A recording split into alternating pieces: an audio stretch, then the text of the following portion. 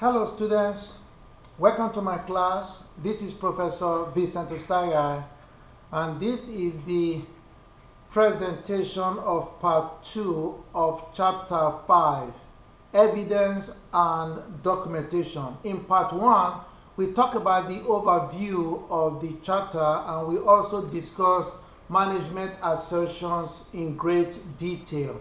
And this is where we left off in part 1 presentation. In part 2, we are going to start with talking about audit evidence.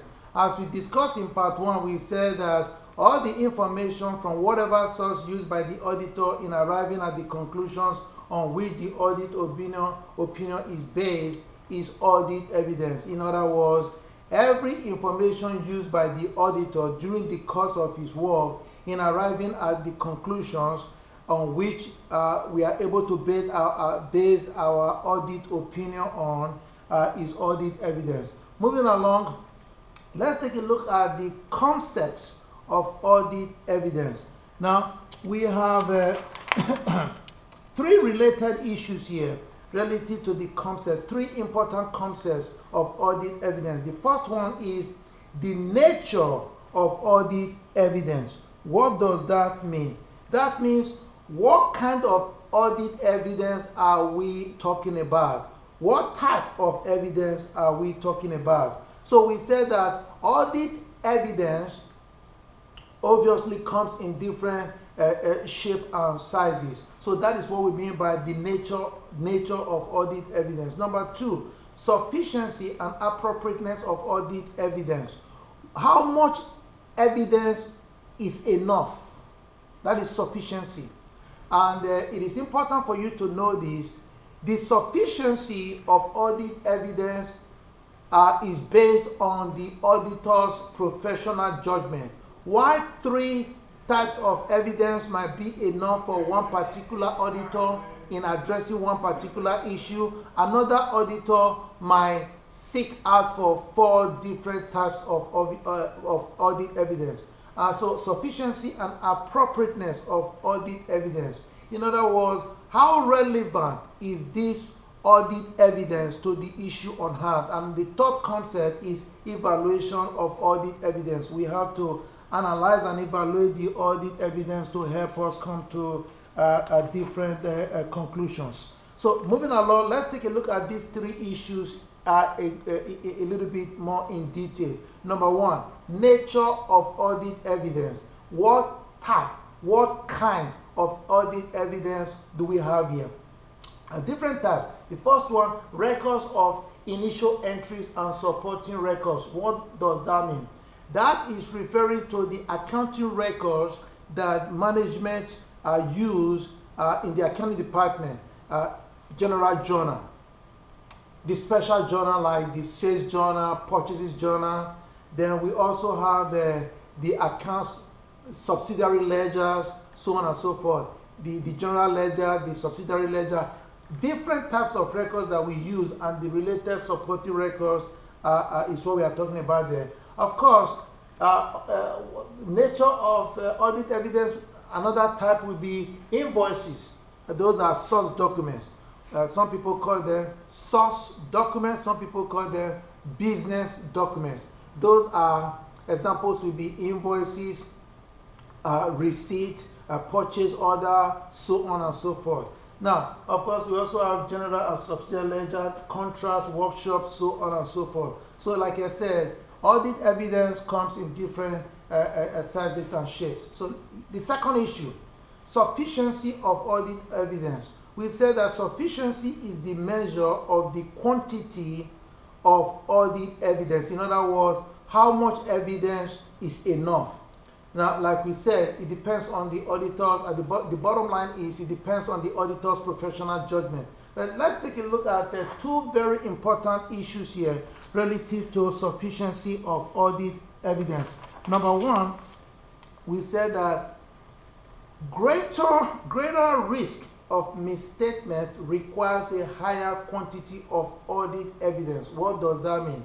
In other words, the likelihood that an account might be misstated then it is very likely that we are going to need more audit evidence in testing that particular account balance.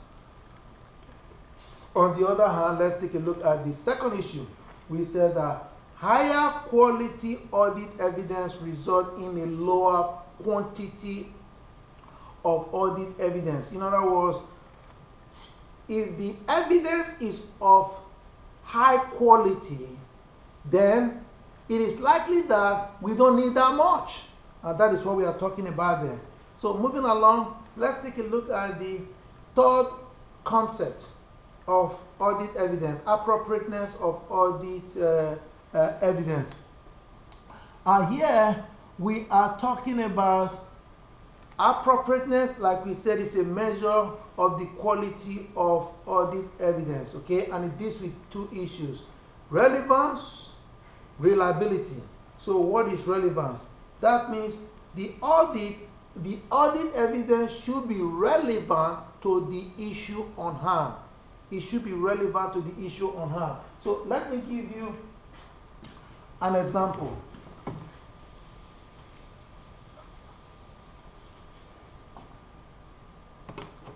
Let's assume that on the balance sheet that we are auditing, we have under the asset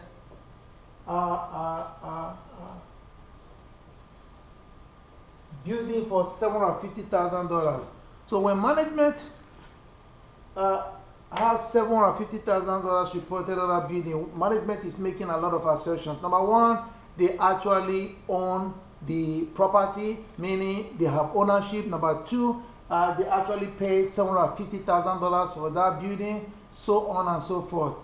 So now, if as an auditor, if you want to test management assertion of ownership, so management is making an assertion that they own the property. If you want to test that assertion and you decided to take the address and you drove as an auditor to actually see where the property is, and you actually saw the property, that is an audit evidence, the fact that the property is right there. But that audit evidence is not relevant to the ownership assertion, because your desire is to test management ownership assertion.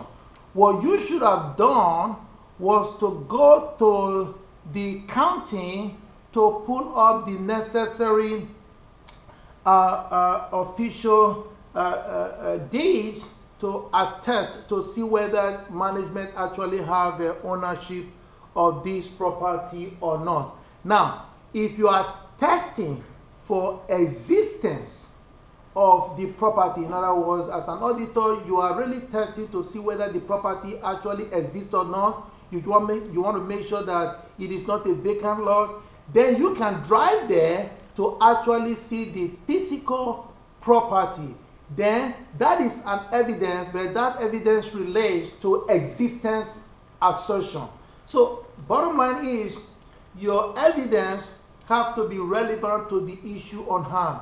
Then of course your evidence has to be reliable. In other words, the auditor should be able to rely on the evidence. Talking about reliability, here are additional issues that you need to know about reliability. Number one, we said that independent source outside the entity. What are we talking about here? An audit evidence that we obtain from outside, from third parties, usually will be more reliable than the evidence that we gather inside the company. Number two, effectiveness of internal control. The more effective the internal control of the client is, the more reliable the evidence that you are going to gather from, or you are going to obtain from that environment. Number three, auditors direct personal knowledge. Auditors direct personal knowledge.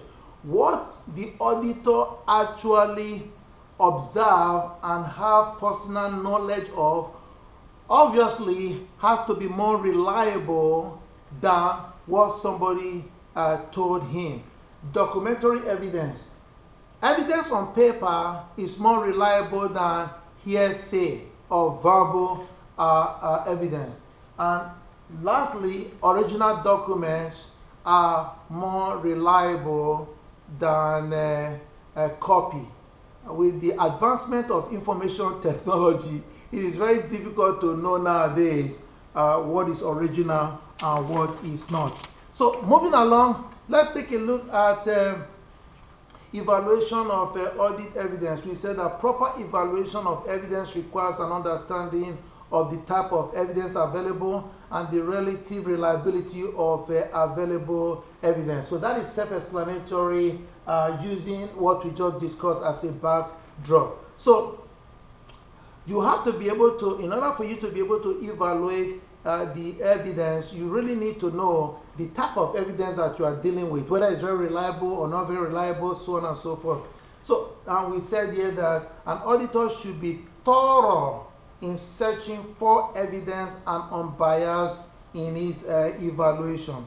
Moving along, let's take a look at another very important concept, and that is audit procedures. Here we said audit procedures are specific acts performed by the auditor to gather evidence about whether specific assertions are met. In other words, everything that the auditor does during the course of performing his work is an audit procedure. So let me repeat that. So every task that the auditor performs is an audit procedure. This is very important. We said that every procedure that the auditor performs during the course of the audit is one of these three, or all procedures are broken down into three categories: risk assessment procedures, test of controls, substantive procedure. We talked about this in the previous chapter. Risk assessment procedures, those are procedures relating to the auditor assessing the risk involved in this audit engagement. Test of controls, those are procedures that the auditor performs to test the effectiveness of the controls in place. And substantive procedures are procedures relative to testing whether account balances are materially misstated or not. So moving along, another important concept that we need to talk about here is the audit. We are still talking about audit procedure, but in connection with the audit program. This is very important.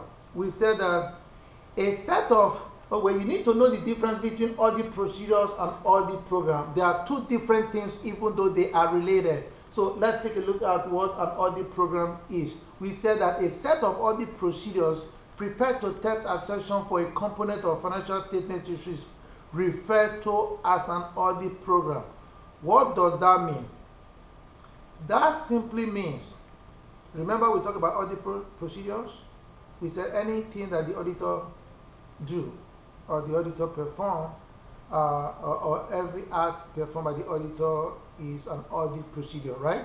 So if we have a particular set of audit procedures, maybe like 8 procedures or 9 procedures, and these procedures are going to be performed by the auditor in order to test one particular area, we call that set of audit procedures audit program.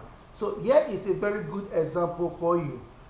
Here in this example, our desire is to test accounts receivable. So to test accounts receivable as to whether the management assertions relating to accounts receivable are met, take a look at what happened here. Here,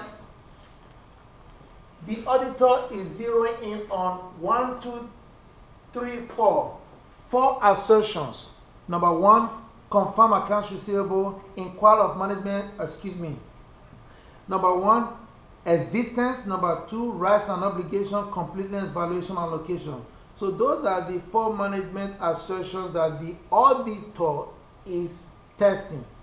Now, the auditor decided to come up with 1, 2, 3, 4, 5 different things that he or she needs to do to test those assertions. So, for example, number 1, existence. So management said that accounts receivable is $500 million. One management assertion is, management is saying that the $500 million in accounts receivable actually exists. One thing that the auditor can do is to confirm the accounts receivable. What do we mean by that? We are going to talk about that in a minute. That means we send confirmation to,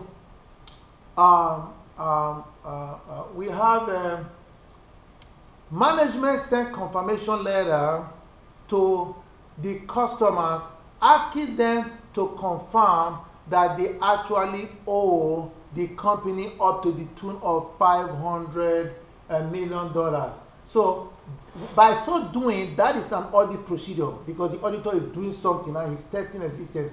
When all the customers got back to the auditor directly and say, yes, we owe this customer, that means the accounts receivable actually exists. So this is an audit procedure. Inquire of management. Just ask management whether receivables have been sold. All right, there's another audit procedure, so on and so forth. The most important thing that I want to get across to you is a set of audit procedures put together to test assertions of a particular issue, in this case accounts receivable. We are testing this group of assertions relative to accounts receivable. We call those set of audit procedures audit program. So this would be a good place to wrap up part 2 of this presentation.